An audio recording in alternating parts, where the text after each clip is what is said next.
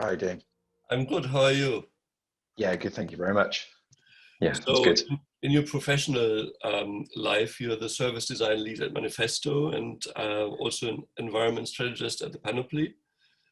So, day to day, you cover service design, design thinking, business analysis, product ownership, and agile methodologies. But like a real passion of yours seems to be sustainability, and you're also involved in like you're the chair of the Digital Carbon Footprint Steering Committee at the Sustainable Digital Infrastructure Alliance. Well, it's a bit of a mouthful. It's a mouthful. Yeah, it's a big mouthful. Yeah. Also a member of the BEMA Sustainability Council. So you're doing quite a lot in that. What does it mean to you, like sustainability and especially digital sustainability, and how did you get into this field? Yeah, sure. So I suppose sustainability at its broadest, I think, to me, really is about it's about having everything that sort of inhabits the earth on a more level playing field. Really, that I think that just about sums it up. And that then becoming a sort of success criteria of everything that we do as a business. I just think it's crucial for governments, businesses, individuals, probably in that order, to have sustainability at the heart of everything they do. And that sort of split role that I have, yeah. So the manifesto side of my role, I do talk to our clients a lot about the sustainability of their services and their digital products and their websites, which is great. But there's loads of other bits and pieces, I suppose, involved in that role. But then the Panoply role really allows me to properly live and breathe the sustainability stuff, because it's a purely internal facing role. So we're a group of I think 11 or 12 companies. So we're about sort of 500-ish people within the group. And I'm responsible for measuring and reducing and offsetting our carbon emissions, essentially. So that goes right through our supply chain and and all of our buildings and all that kind of stuff. So yeah, that role is really exciting at the moment, because we've literally just finished our carbon audit of the last couple of financial years. So we now know where every bit of carbon in our business is coming from, which we found at literally the end of last week. So yeah, my summer is basically going to be trying to frantically reduce that as much as possible, and identify where the big pots of emissions are, and working out how best to reduce those. Yeah. And then I suppose in terms of digital sustainability, I suppose really for me, it's really just another lens through which to look at a whole bunch of other best practices. We should be doing good SEO, good accessibility, good tech setup. The site should be lightning quick on all devices, because our internet connections are so fast, in the developed, in the sort of, in Western Europe, as it were, where you've got a decent internet connection. Sites shouldn't be taking as long as they take to load, and it also sort of, I talked to a client of ours who's got a very, very, very big footprint at the moment, a huge footprint that they're just really struggling to manage, and and that doesn't mean from an emissions perspective, it literally just means from a website perspective, and their developers talk a lot about this sort of cognitive load of understanding the architecture as a whole. They just can't wrap their heads around it. It's impossible for a small group of people to understand how big their footprint is and sort of control it. So again, the sustainability there would be, well, that's that in itself isn't sustainable from an emissions perspective, or from a human perspective. People don't want to stay there because it's just too difficult to work on. So shrinking that, making that sustainable, making it so you understand it, so you can implement meaningful change. I think that's a key part of sustainability as well, because if you're looking at something so massive like that, you can't possibly consider, right, we want to make something faster, or we want to do something slightly different. You can't go and implement meaningful change when you can't even physically wrap your head around the size of it. It's impossible. So yeah. And we're pretty much still at the beginning of all of this, like sustainable web design and development. Can you share some of the lessons that you've learned at Manifesto, like building the websites that are sustainable? Yeah, I suppose, yeah, absolutely, and I think, you know, that's sort of the crux of what I think my chapter goes into, really, that you've got these sort of buckets around content, design, and technology, and sort of underpinning that, like raising awareness. But yeah, that's how I bucket these things to do. But I think it's worth mentioning, because it's something that's hot off the press literally within the last few days. So because it's, yeah, I've been working in this area for maybe like 18 months, something like this, sort of digital sustainability, maybe a bit longer, but the area as a whole is itself relatively new as well, and there's not a lot of research in this area at all, and some of that research isn't that great, and some of the literature reviews are sort of patching different bits together. It's just not got the depth or the breadth, either of those things that you really need for sort of healthy debate. It's not got sort of either of those things. But there's a new bit of research that came out literally last week from an organisation called Impact, which is a sort of mixture of so it's University of Bristol from a sort of academic perspective, and then it's a bunch of the streaming companies, basically, because it's all to do with the impact of streaming. So Netflix, BBC, ITV, Channel 4, those types of, and I think there's a hosting provider mixed in there somewhere. I need to read it properly. But what they're saying is that actually the way that it has been approached so far, and the idea of sort of reducing the file size of your, or reducing the data transfer of your website, actually that's the wrong way to think about it. That's their take on it, and actually we need to be looking far more at the infrastructure, because even if you were to reduce the size of your website, they're saying that has little or next to no actual impact on the emissions change. So this is an area that's changing quickly, or as a lot of academic areas always, these types of areas always do, but we're a particularly young industry, as it were, or subject area. We know so much about the impact of the aviation industry, for example, or the travel industry, or transport industry, I should say, or the impact of emissions from electricity and gas and all that kind of stuff. There's so much research in those areas. It just isn't there for digital. So it's great to see, some big companies coming together and research companies coming together to come up with that bit of research and impact. And it may well be that it completely changes the way that we look at this stuff. So yeah, that is, it's a 102-page report. So it's still on my reading list. It only came out literally last week. I did want to read it over the weekend, but it was football and England were playing, so I decided not to. But I will read it properly over the kind of coming weeks. But yes, so what I talk about around about content design and tech is all really about reducing that data transfer. So I might have to revisit kind of those things in my head, but I think all of this stuff is still really relevant, and I still think we need to be doing all of those things in order to make the web a fairer and less emitting place. So enabling someone to find content on your site really easily is good, because if they don't, if they're not searching Google over and over again, if they're coming onto your site and they're finding what they want quickly, and they're not going over 5, 6, 7 pages just to find the answer to a question, that's good from I think from an emissions perspective. Also, it's good from a user experience perspective. Not sort of encouraging people to look around the site from a kind of clickbait perspective and sort of sticky content, and trying to constantly keep people's attention on the site. Like that's not good from an emissions perspective in my eyes, and I also don't think it's great from a user experience perspective. It fits certain KPIs that we have in the digital industry about time on site, and how many minutes you spend and how many pages you look at. We all see those things as positives if they increase.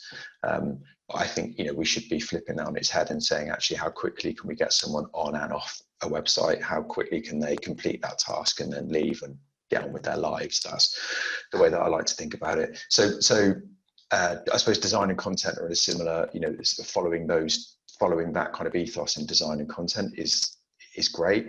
And from a design perspective, again, less imagery and less video, the better. Obviously, that's not, that doesn't mean to say we just want to see black and white text everywhere. It's just really about images should be there for like a real reason. And an e-commerce site is a great reason for that, right? If you've got a brand new product and you've got a really nice video explaining how great it is and showing how much it's gonna, be a great product for someone to buy, or some really nice images of it, that's all completely brilliant use of imagery in videos. What I suppose I rally against is stock imagery, auto-playing sort of clickbait video, all of that kind of stuff. That's what we need to get. That's what we need to get rid of. But absolutely, on an e-commerce website, obviously it's going to be image heavy. There's almost no doubt about that. But I suppose that's where the concept of a sort of carbon budget comes into play, because then you can think, oh great, we're going to have this big flashy video, this really nice video and loads of images on the product landing page, and that might eat up, 75% of our carbon budget. So how are we going to reduce the emissions elsewhere on the site, or how are we going to switch hosting provider to a renewable energy powered hosting provider, or can we rip some emissions from our supply chain? We need to just be thinking about carbon alongside money in exactly the same way, because I think we are as a society, we've got very, very little carbon literacy. Like, we just don't know what emits what is a low emission, what is a big emission, where are the scales of sort of magnitude. We don't know that. We roughly understand that about costs and finance, but we don't understand that about carbon. So to start putting carbon budgets on things, your projects, or and also sort of laddering up to whole companies, then that's the only way that we sort of understand how to reduce those emissions. Because once you know where they are, then you can go and attack them. Like, I was just saying, we did the carbon budget for the Panoply. So 98.5% of our emissions are locked up in scope 3, which is basically a vast majority of that 98.5% is our supply chain, so the goods and services that we buy. And you think we're a digital consultancy, really, but still that's where it's all locked in. So we don't, we're not making any physical products or anything like that. So yeah, 98.5% locked in there. And then the rest of it, the other big chunk really of that 98.5% is employee commuting, which includes teleworking. So in remote working, they call it teleworking, but bit of an old school term. But yeah, working from home, remote working is locked into sort of the employee commuting bucket. And so the emissions from everyone working from home is huge for us, because our houses are sort of less efficient than our offices. Yeah. So that. And actually, I did some comparisons on the things that should have decreased, like actual travel, office emissions, and a couple of other bits and pieces, what they were like before coronavirus and then during the period of lockdown.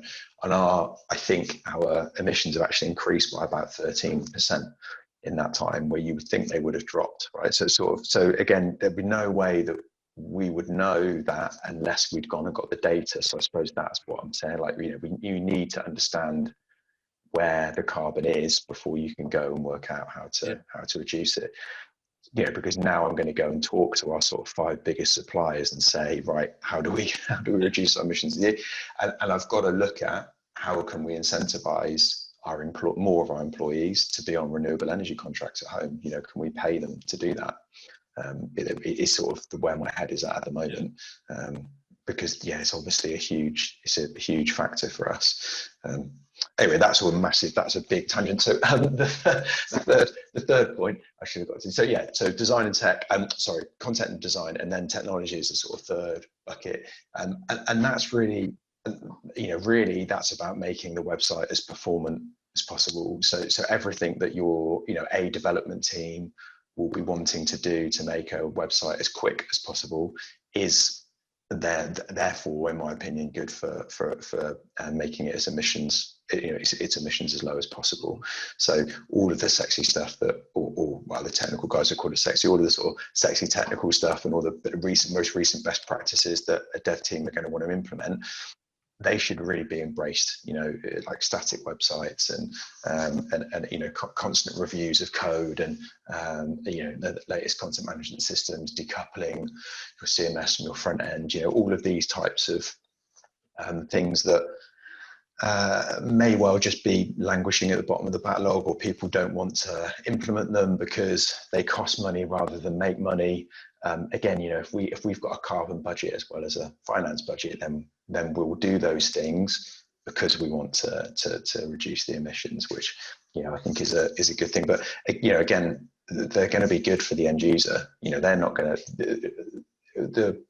the end user isn't going to know that it's low emitting. They're just going to understand that it's really quick. It's really accessible, allows them to do what they want to do. So, that's all they really care about. So for me, it's a win-win. And in those instances as well, with the technology stuff, it should, but, in my opinion, obviously there's going to be some upfront investment, but it will undoubtedly reduce your footprint at the data centers as well, which is going to reduce your costs. So, there's a win there for the business as well.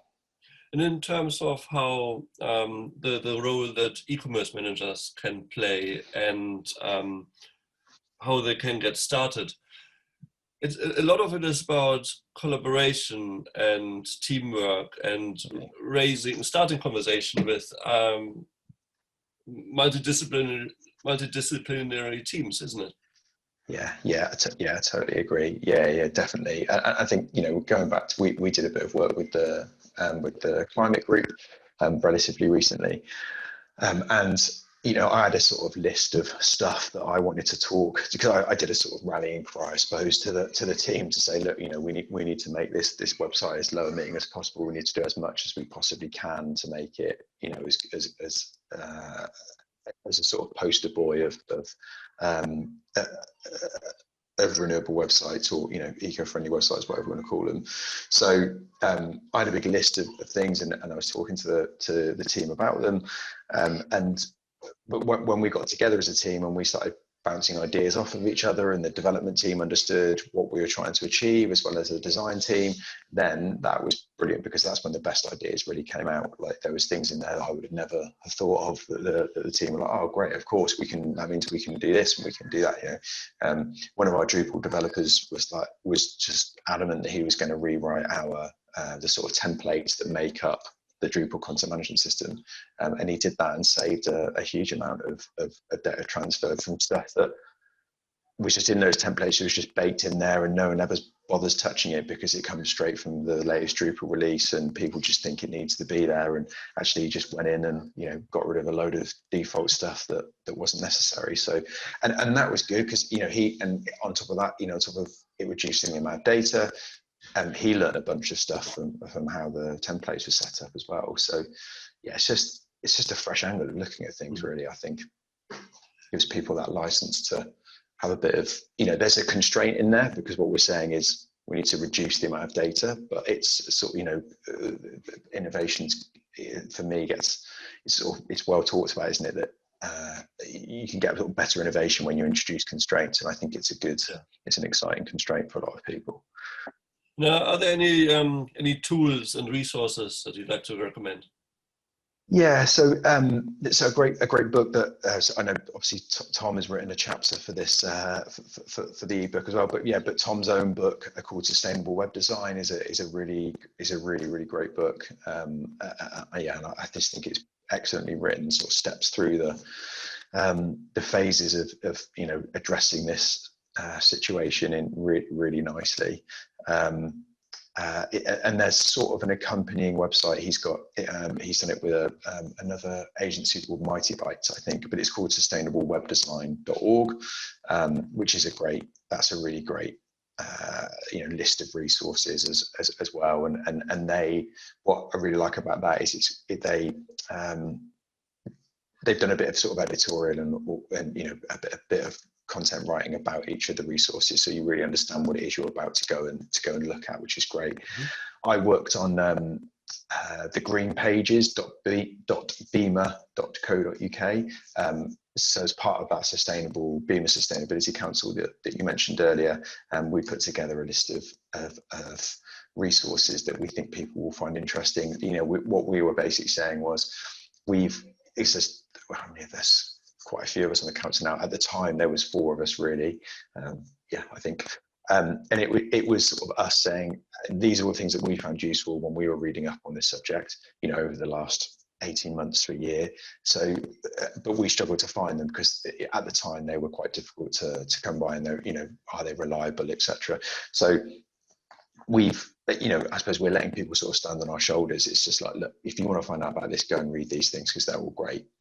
We haven't really put a lot of content around them. We've just sort of chucked them down in a list. You can do a bit of searching and you know, for some tags, and then you can just go off and read the article or read the bit of research or whatever it is. So that's a good thing as well.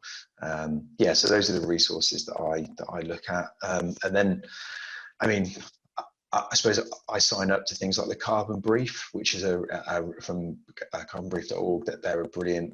That's a brilliant website, and of course that talks much more broadly than just the digital industry. But they have some amazing stuff, you know, in there that you can sort of see how that would be transferable. And if I suppose you're an e-commerce manager, there might be things in there as well that's related to your supply chain and your how you know, your transportation network and that kind of stuff. So yeah, that's a really excellent one, and one that I've used to subscribe to sort of way before I got involved in sustainability is Springwise, which is a sort of innovation database, for want of a better description.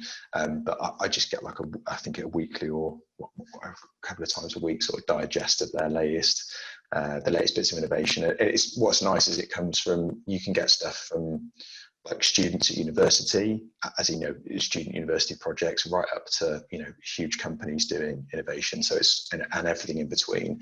But they are obviously majoring hugely at the moment on anything related to the planet. That's sort of a, you know, a huge growth area in terms of innovation. So again, there's, you know, loads in there every week about new packaging designs and you know, new materials that people are using, and you know, so yeah, it's a really good place to find anything out about in there. Excellent, fantastic. That'll do nicely. Thank you very much. So what I will do now is I'm going to put together like a little blog post to go with the video. Nice. Yeah. Based on the transcript. I can run it by you before I share with the editor. We want to have a quick look at it, so see, you know, make sure that everything is correct. I put some links in as well. You know, the resources that you mentioned, I dig them out and put the links in, and yeah, probably share it with you within the next couple of days. Perfect. Yeah, sounds great, Oliver. Thank you. Excellent. Well, thanks a lot for your time, and talk soon. I'll keep you up to date as soon as I've got a PDF of the ebook. You know, I'm going to send it to you. Yeah, great. Good. I look forward to seeing it. Cool. Excellent. Take care. Cheers, Oliver. See you. Bye. Bye.